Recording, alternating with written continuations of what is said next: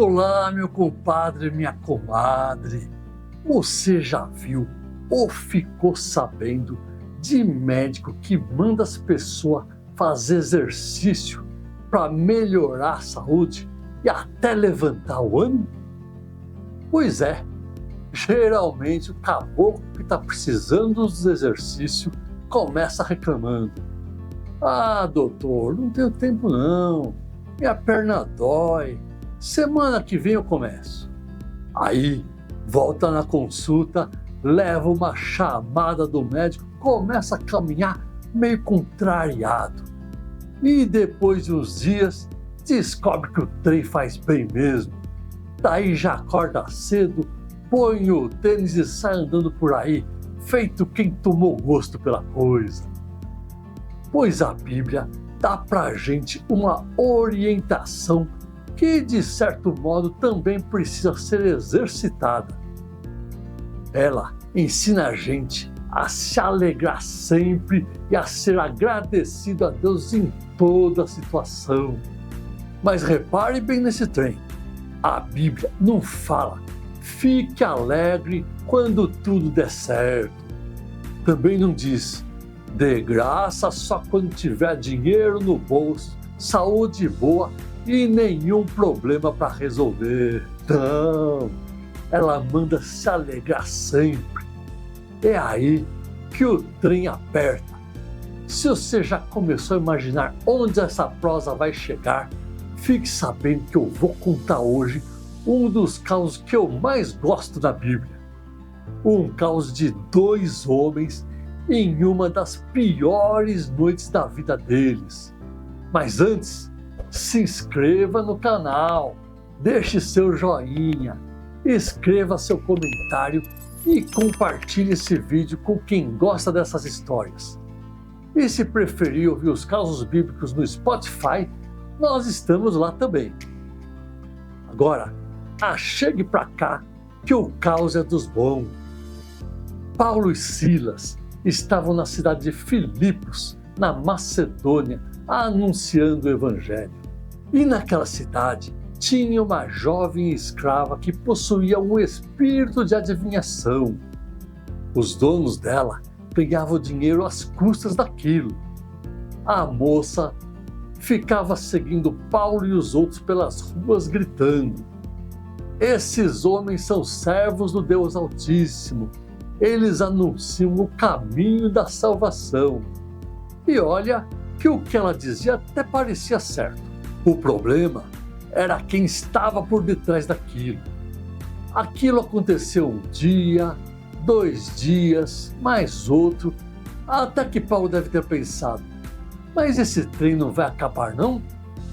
A Bíblia conta que ele ficou indignado, virou-se e ordenou ao Espírito: em nome de Jesus Cristo eu mando que saia dela. E o Espírito saiu naquela mesma hora e nunca mais voltou.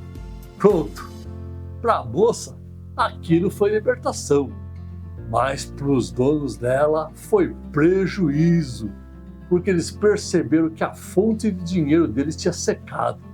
E tem gente que aguenta perder muita coisa, mas quando mexe no dinheiro do sujeito, aí a porca torce o rabo. Os homens agarraram Paulo e Silas e arrastaram os dois até a praça diante das autoridades. E começaram a acusar: esses homens estão perturbando nossa cidade. Juntou gente que nem sabia o que estava acontecendo. A multidão entrou no embalo, as autoridades mandaram arrancar roupas de Paulo e Silas e deram ordem para que fossem açoitados. E bateram, mas bateram muito. Não foi um tapinha, uma advertência não. Os dois receberam muitas chicotadas. As costas ficaram feridas, o corpo doendo. Depois disso foram jogados na cadeia e o carcereiro ainda recebeu uma ordem: guarde esses dois com segurança. O carcereiro deve ter pensado: se quer segurança, então segurança eles vão ter. Pegou Paulo e Silas, levou os dois para a parte mais interna da prisão, que ficava no subsolo escavado, sem janelas, e ainda prendeu os pés deles no tronco. Agora imagina a situação: feridos, presos no fundo de uma cadeia, com os pés imobilizados, sem saber direito o que aconteceria no dia seguinte. Eu não sei o sei, mas acho que muita gente naquela situação começaria a resmungar. Mas não foi isso que aconteceu. A noite foi avançando e chegou perto da meia-noite. A cadeia estava escura. De vez em quando devia dar para ouvir um preso tossir de um lado, outro gemendo do outro, e no meio daquele silêncio começou uma cantoria. Era Paulo e Silas. Os dois começaram a orar e cantar hinos a Deus. Presta atenção nisso. Eles não estavam cantando depois que foram libertados, não. Eles estavam cantando antes. Não estavam agradecendo porque a porta tinha aberto. A porta continuava fechada. Os pés ainda estavam presos. As costas ainda doíam. O problema ainda estava lá. Mesmo assim eles cantavam. E a Bíblia ainda faz questão de dizer que os outros presos escutavam. Eu imagino um sujeito de uma cela vizinha cutucando o outro. Ô compadre, que foi? Você tá ouvindo? Tô. Esses dois chegaram hoje e não chegaram? Chegaram. Tomaram uma surra daquele tamanho? Tomaram. Estão presos no tronco? Estão. Então por que cargas d'água estão cantando? Pois era justamente esse o testemunho. Qualquer um canta depois do milagre. Paulo e Silas estavam cantando antes do milagre chegar. E aí, meu amigo, o chão tremeu. De repente aconteceu um terremoto tão forte que os alicerces da prisão foram abalados. A cadeia tinha sacudido, as portas se abriram, as correntes dos presos se soltaram, tudo de uma vez. O carcereiro acordou do susto, levantou desnorteado, olhou para as portas da prisão abertas e pensou: pronto, fugiu todo mundo. Naquele tempo, um carcereiro podia pagar com a própria vida se deixasse seus prisioneiros escaparem. Então o homem puxou a espada e ia se matar. Mas lá de dentro veio um grito: não faça isso! Era Paulo. Nós estamos todos aqui.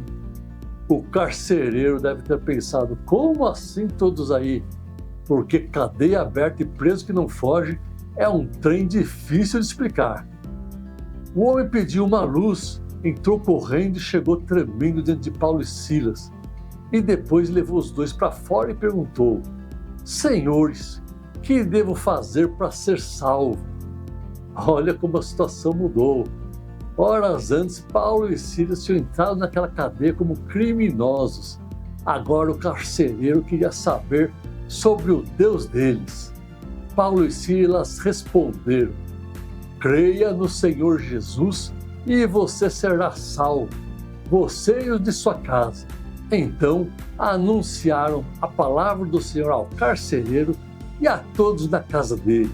E aquele homem que poucas horas antes tinha prendido os pés dele no tronco, agora começou a lavar as feridas deles. Olha a transformação! Depois levou Paulo e Silas e colocou comida diante deles. Quando amanheceu, as autoridades mandaram oficiais dizer ao carcereiro: solte aqueles homens. O carcereiro foi todo contente em contar. Agora pode sair em paz. Mas aí Paulo respondeu: pera lá, que o trem não é bem desse jeito não. Porque Paulo era cidadão romano e cidadão romano tinha direitos. As autoridades ficaram com medo. Foram pessoalmente até Paulo e Silas, pediram desculpas, tiraram os dois da prisão e pediram com toda a educação que deixasse a cidade. Olha que mudança! Paulo e Silas não saíram correndo. Primeiro foram até a casa de Lídia. Lídia era aquela mulher que tinha conhecido Paulo quando ele chegou a Filipos. Era uma comerciante de púrpura, temente a Deus. Então Paulo e Silas saíram da prisão, foram até a casa dela e encontraram novamente os irmãos. Agora tente imaginar a cena. A turma sabia que Paulo e Silas tinham sido presos, sabiam que tinham apanhado, talvez nem soubesse ainda direito o que tinha acontecido naquela madrugada. E de repente os dois aparecem, machucados, cansados, mas livres. Paulo e Silas entraram naquela casa, encontraram os irmãos e começaram a encorajá-los. E assim terminou uma noite que começou com 2 homens feridos dentro de uma prisão e terminou com uma família inteira conhecendo a Cristo. Agora voltemos àquela conversa do começo. A Bíblia manda a gente se alegrar sempre. Não significa fingir que o sofrimento não existe. Tem gente que diz: quando Deus resolveu meu problema, eu agradeço. Paulo e Silas mostraram outro caminho.